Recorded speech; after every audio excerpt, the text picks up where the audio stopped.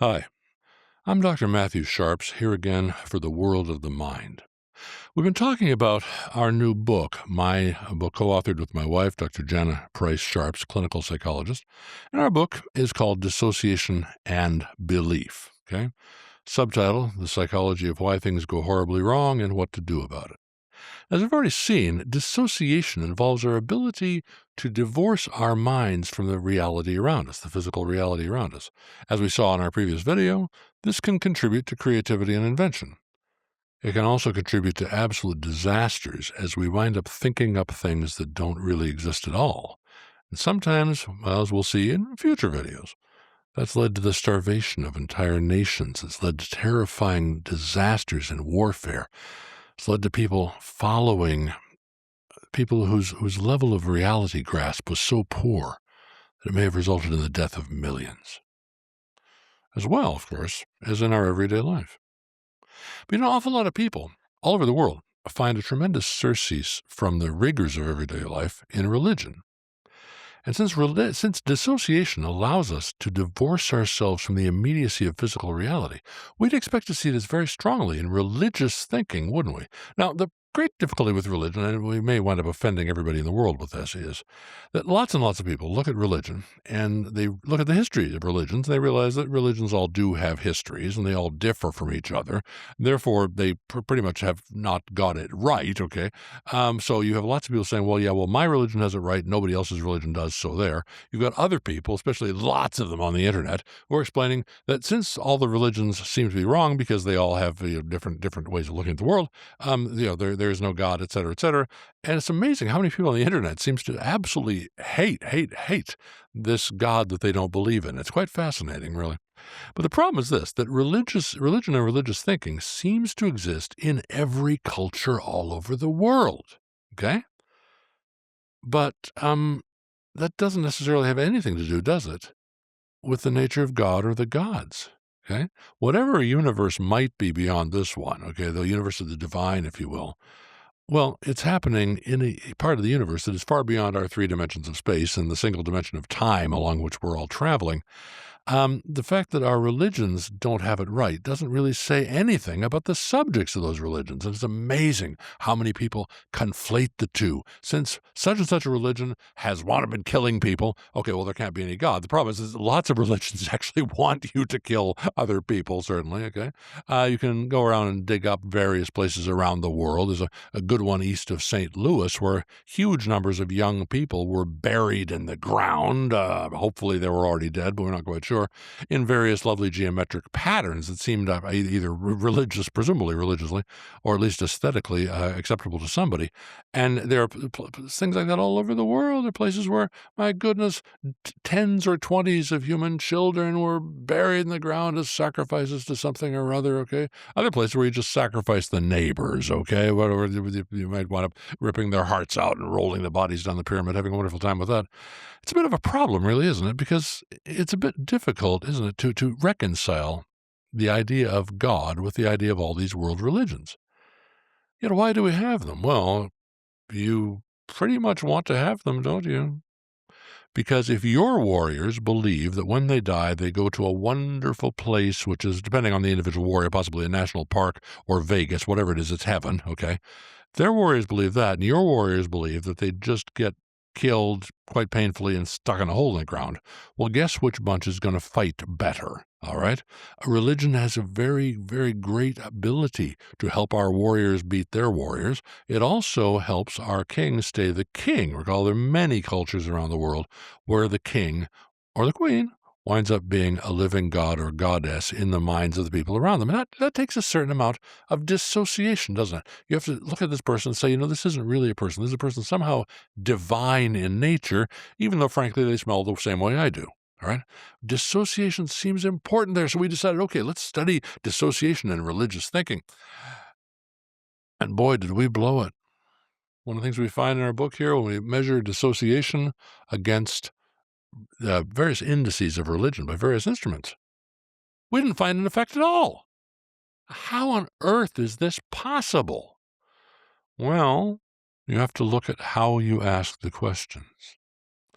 The various inventories, the various instruments used to study religion, well, they don't really reflect the beliefs, do they? Because if you know a bit about test construction, it would be a statistical nightmare to create some kind of survey where you could believe, as some religions do, that you had to sacrifice your own children to the gods, you had to shove them into this interesting furnace-like contraption. That seems to have been a bit of a process somewhere, or or you don't do that. You have to have these amazing ideas compared to other ones that say be peaceful and loving toward everybody, compared to other religions that say go ahead and kill anybody who isn't peaceful and loving to you. Okay, so you've got all these different ideas. You couldn't really have a lovely religious inventory, could you? That studies all these beliefs. They're just too different, okay? The ones where you bury the kids in the ground in specific directions or in specific flower-like patterns, you just can't really hook those on to world religions of peace or world religions that will have peace once they get done with all the holy wars, all right? So, well, what have psychologists done? They haven't studied that stuff. They haven't studied religious beliefs so much as religious behaviors. Do you go to your local church or whatever it is? We have temples, synagogues, we have all sorts of different kinds of temples. We'll just use the word church for convenience. Do you go to church enough? Do you participate in religious rituals? How do you feel about religious rituals? All that sort of question, okay? Sort of thing of, do you go to, something like, do you go to Sunday school on a regular basis, et cetera, et cetera? All the behaviors that form your religious adherence, not your beliefs in the religion itself. Now, if you think about much of the ancient world, well, the modern world is a rather nice place in terms of religious tolerance. Now, not everywhere, obviously. And of course, there's lots of people who say, well, my goodness, religious tolerance of anybody other than me, the way I think, is completely evil. Fair enough, I guess, especially if they have the force to back it up. But the great difficulty is that today, oh my goodness, I was raised in a very, very parochial school, all right, where I was required to take views of the world, as I discuss in our book here, that frankly were completely out of date and obviously wrong even then. Okay, these were beliefs that came out of the ancient world, and they simply aren't correct. But we were required to adhere to state, at least we adhered to these beliefs. I, as an elementary school child, was unfortunately either insufficiently aware or insufficiently aware or too honest, I don't know which one, but I spent an awful lot of time in solitary out in the hall because I refused to go along with some of these miraculous beliefs. But the kids who got to go out to recess, okay, they went ahead and went along with the beliefs, whether they believed them or not. At least they said they did. But the fact of the matter is, although I was put in the hall a lot, nobody ever cut my heart out and rolled me down the side of a pyramid. Nobody ever shoved me inside a big hot metal thing and burned me to ashes because of my refusal to accept the local gods. Things were pretty tolerant, okay? Well, they didn't used to be.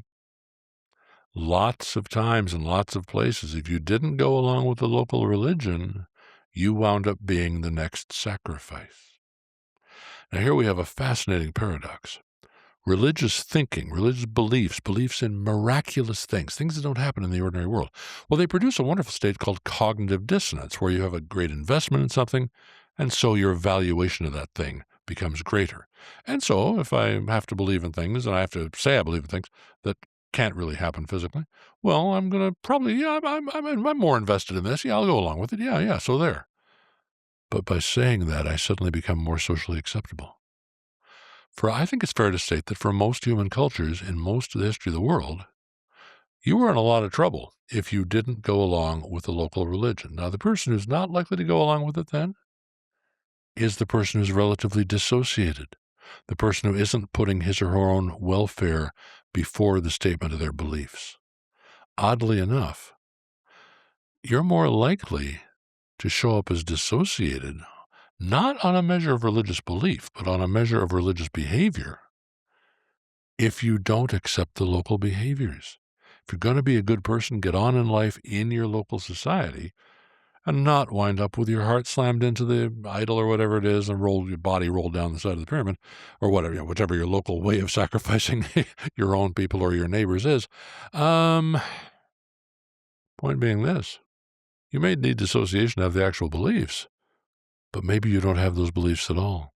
Maybe you're just going along with what everybody else says you better go along with.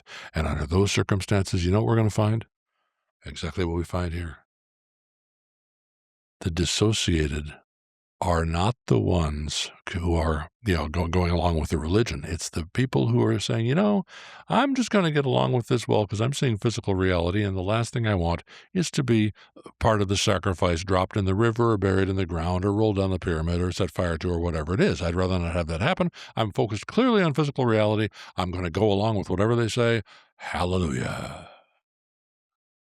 But if that's the case, then how in the world can we address dissociation and religious thinking and the nature of beliefs? Well, the answer is this. We have to go to things that are treated as religions by their adherents, but that aren't really formal religions. And one of the best examples of that lies in the paranormal. And that's what we're going to address in our next video in this series, dissociation and beliefs in the paranormal. I'm Dr. Matthew Sharps. This is The World of the Mind. Hope you find this interesting, and we do hope you'll subscribe if you feel like it. Thank you.